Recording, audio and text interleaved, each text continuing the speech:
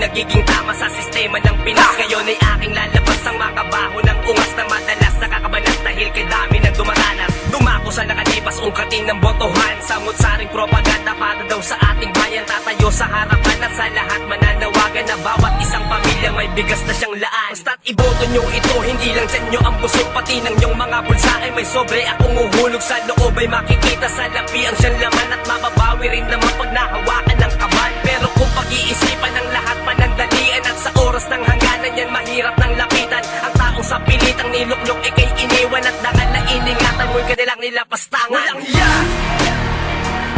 Walang hiya! Walang hiya! Walang hiya! Lahat kayo mga walang hiya! Walang hiya! Walang hiya! Walang hiya! Walang hiya! Lahat kayo mga walang hiya! Ako ay may kilala ng ilang binansagan, mga buhaya makikita sa daan. Naglalakihan ng mga tiyan dahil sa pagod ng iba, mga mapanlamang sa kapwa di marunong mahiya. Akala mo ay bagong laya sa pagsisiga-sigaan, pag nangkikilay harapan mga wala ng pakundangan. Imbis maging ehemplo, iduluhin ng kabataan, ay puro kapalastugan na kanilang pinagtuunan ng pansin para matawid sa gutom ng pamilya. Pero di ka ba nasuya sa inyong ginagawa? Kailan ba mawawala mga kalam sa ating lipunan, mga pesing nagtatago sa uniforming ginagala? Sa mahabang panahon mukhang kayo na ang sumira, ayon nga sa haka-haka sa akin din paniniwala. Pag tiwala ay nasira, di mo na mababalik, parang preso sa pikitan na sa dalaw ay sabik. Walang hiya!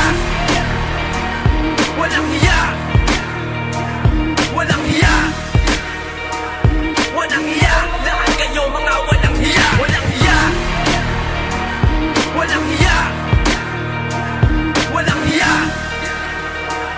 Walang hiya! Lahat kayo mga walang hiya! Walang amoy na di umaalingaso kapag mabaho, parang latest na pasmado kahit sa ka pa magtago. Malabong mabago, buo mo kapalaran, kung ang paraan mo'y talino ng gahaman. Nanggaling ka sa hirap, nagsikap sa buhay para makatikim naman ng baboy kaysa gulay. Sa iyong pagsasabuhay, ikay naging mahusay, at nakamit mo nga ang buhay na pais na liray. At may bahay na 20, iba't ibang klase, puro papel na pera at style ng istante. Malimit bumiyahe sa sarili niyang kotse kapag meron silang plano na parte-parte. Tapos na nangyari, dumating na ang swerte.